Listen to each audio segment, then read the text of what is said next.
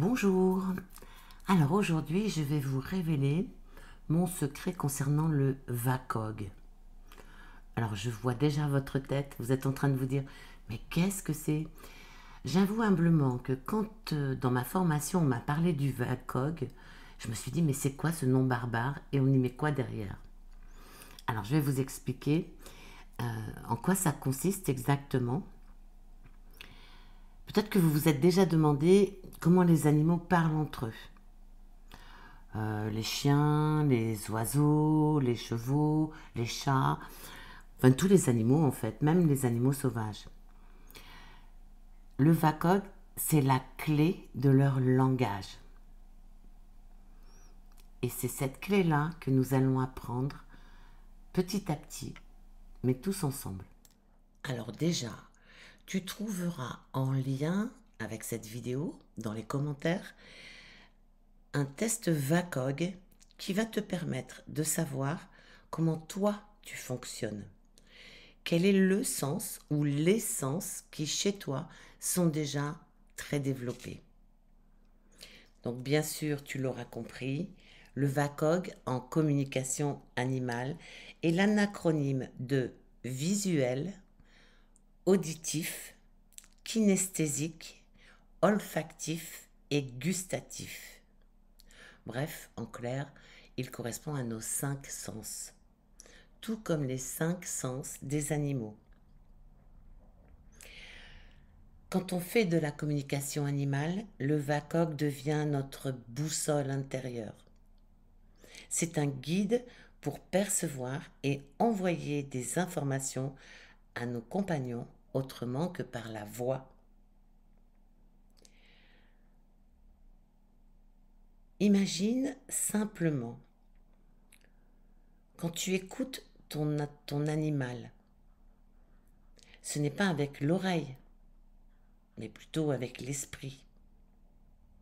Tu peux voir des images mentales, tu peux entendre des sons dans ta tête, tu peux ressentir des émotions dans ton corps ou des douleurs par exemple. Tu peux humer des odeurs ou même goûter à quelque chose. Grâce au VACOG, on se reconnecte à toutes ces perceptions. Je vous donne un exemple quand je fais des communications animales et notamment avec les chats. C'est souvent que le chat va m'envoyer le goût du thon dans la bouche. Alors quand on n'aime pas le poisson, c'est pas rigolo. Mais il fait comprendre à son gardien qu'il aimerait avoir du thon ou alors simplement qu'il la remercie pour le thon qu'il reçoit lors des repas. Ça fait partie des perceptions du VACOG. Alors, je vais prendre tout d'abord le côté visuel. Le canal visuel concerne tout ce que nous voyons. Les couleurs, les formes, les mouvements, les expressions faciales, le langage corporel.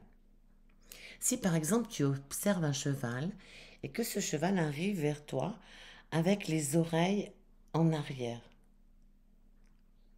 tu sais, ou peut-être pas d'ailleurs, mais ce cheval se méfie. Et donc je t'invite toi aussi à rester sur ses gardes dès que le cheval aura les oreilles en arrière. Sa posture, la position des oreilles, le regard qu'il pose sur moi ou sur toi, par ces manifestations, l'animal t'indique s'il est serein, s'il est content, s'il est sur ses gardes. Tout cela est un langage visuel riche d'informations. Mais as-tu seulement pris le temps de regarder tout cela? Alors, apprendre ces premiers signes visuels, c'est vraiment la première étape pour que tu puisses rentrer en contact avec l'animal. Et là, on parle bien des yeux ouverts, n'est-ce pas? On verra plus tard comment tu vas faire avec les yeux fermés.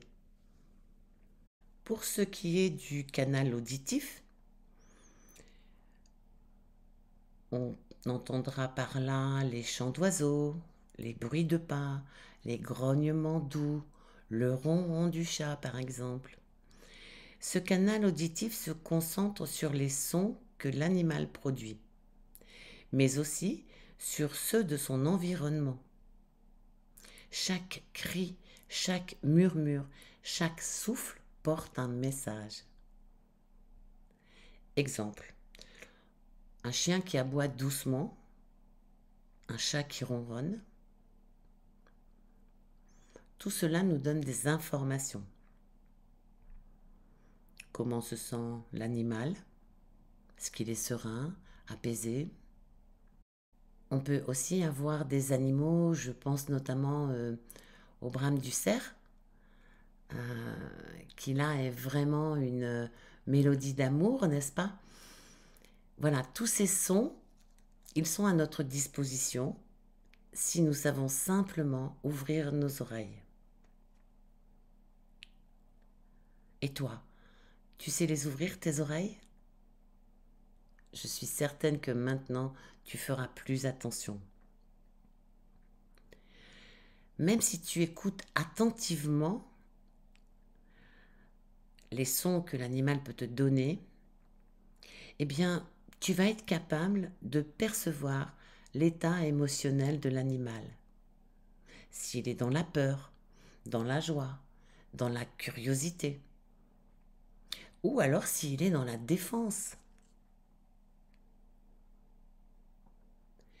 Vraiment, je t'invite maintenant, à partir de cette vidéo, à essayer d'écouter plus attentivement le message de ton animal ou des animaux en général. Approchons maintenant le côté kinesthésique. Là aussi, je reconnais que c'est peut-être un nom barbare pour toi, parce que pour moi, ça l'a été. Le côté kinesthésique, c'est tout ce qu'on va pouvoir ressentir dans notre corps. Tout ce qui est vraiment corporel dans tout ce qu'on va capter. Il représente aussi les sensations tactiles, les émotions que tu peux percevoir à travers le contact ou simplement en étant proche de l'animal. Je me souviens par exemple d'un chat qui n'était vraiment pas sociable, sauf avec sa gardienne. Et un jour, je vais chez elle et elle me dit « Fais pas attention, mais mon chat, il n'est pas sociable. » Et elle m'invite à m'asseoir dans le canapé. Devant le canapé, il y avait une petite table basse. Et le chat vient s'asseoir sur la table basse en me regardant un peu comme ces chats égyptiens et en me fixant du regard. Dans mon corps, ce jour-là, je sentais cette distance entre lui et moi que je devais respecter. Et bizarrement, je me suis aperçue que ma colonne vertébrale s'était redressée pour faire face à ce chat dans la même posture. C'est ça le côté kinesthésique. Par exemple, tu caresses un chien, qu'est-ce que tu ressens dans ton corps? Est-ce que tu es bien? Pas bien? Tu peux aussi percevoir sa respiration. Alors le canal kinesthésique est vraiment essentiel pour ressentir la confiance, la détente ou au contraire la tension chez l'animal. Regarde de ce qui se passe dans ton corps et tu vas comprendre le message que l'animal t'envoie. Le quatrième sens, c'est le canal olfactif. Donc c'est le sens de l'odorat. Alors, pense bien que chez les animaux, il est très développé. Le canal olfactif t'invite à percevoir les odeurs qui véhiculent des informations sur l'état de santé de l'animal, sur ses émotions ou la présence d'autres animaux par exemple. Alors si tu as un chien et si c'est un mâle, crois bien que le canal olfactif, tu vas vite le comprendre.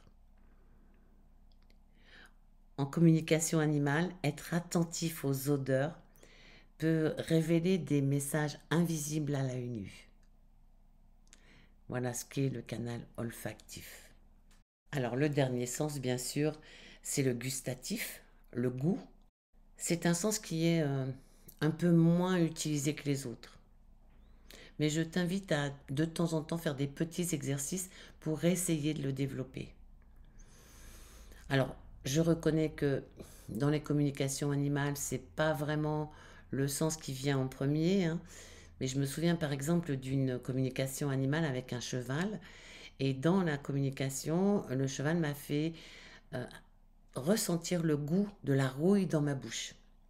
Ok, c'est pas très agréable. Et en fait, quand j'ai transmis l'information à la gardienne, elle me dit bah, je vais regarder son mors. Et le mors était rouillé. Certains animaux explorent leur environnement par le goût. Donc tu peux très bien imaginer que ces sensations, il faut que tu arrives à les capter pour mieux comprendre l'expérience des animaux. Alors ne t'inquiète pas, il y a plein de petits exercices à faire et je vais en proposer d'ailleurs dans le prochain numéro. Alors, avant de se quitter, je te propose un petit exercice, tout petit. On va dire une petite expérience plutôt. Je t'invite à prendre 3 grandes respirations. Tu visualises ton animal ou tu le regardes dans les yeux. Puis, tu vas fermer doucement tes yeux. Quelle image arrive à tes yeux, invisible? Quels sons? Quelles sensations dans ton corps? Est-ce que tu as senti quelque chose? Ou est-ce que tu as eu un goût dans ta bouche? Tu ne forces rien. Dans la mesure du possible, tu es juste en train d'accueillir ce qui se présente. Puis tu gardes toujours les yeux fermés.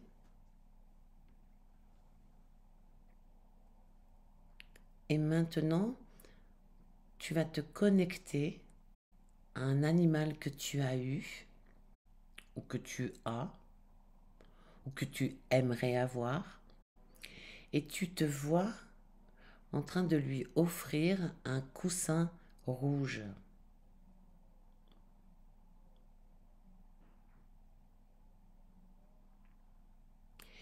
Tu écoutes le bruit qu'il fait avec sa bouche quand il attrape le coussin et qu'il veut jouer avec puisqu'il le prend pour un jouet.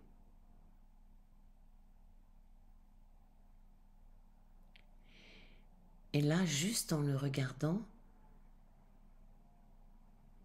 tu ressens la douceur de son pelage.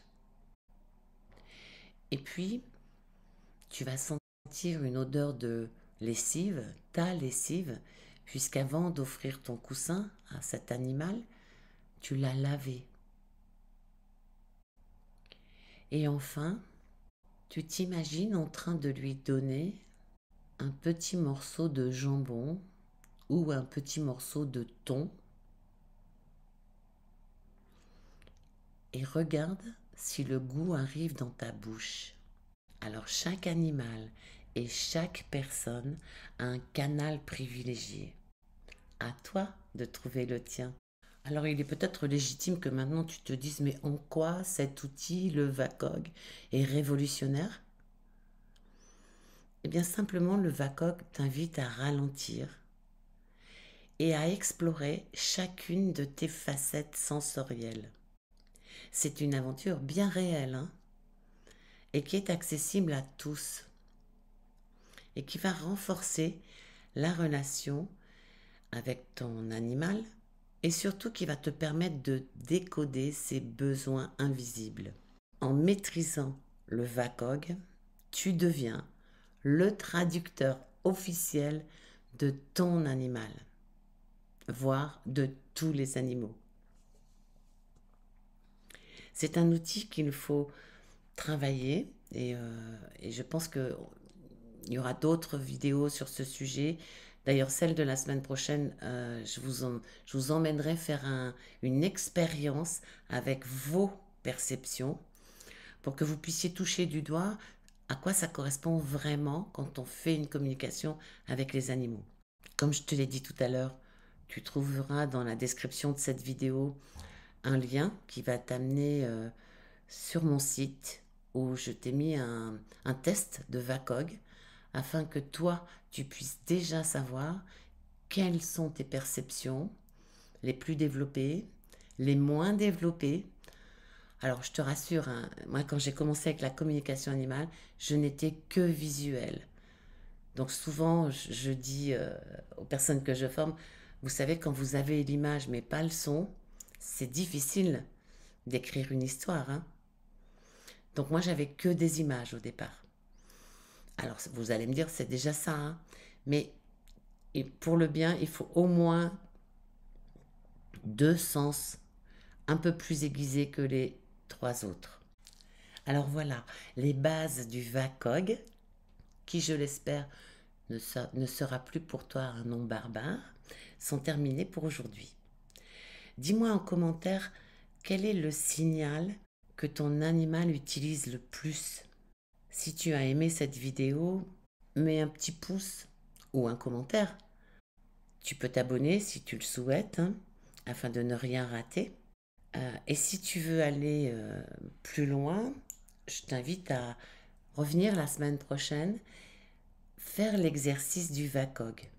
Mais avant cela, va voir sur mon site pour télécharger le test et dis-moi en commentaire si tu es visuel, auditif, kinesthésique, si ton sens olfactif et celui gustatif sont aussi développés. Alors je te remercie de m'avoir écouté jusqu'à la fin et je te dis à la semaine prochaine. Au revoir.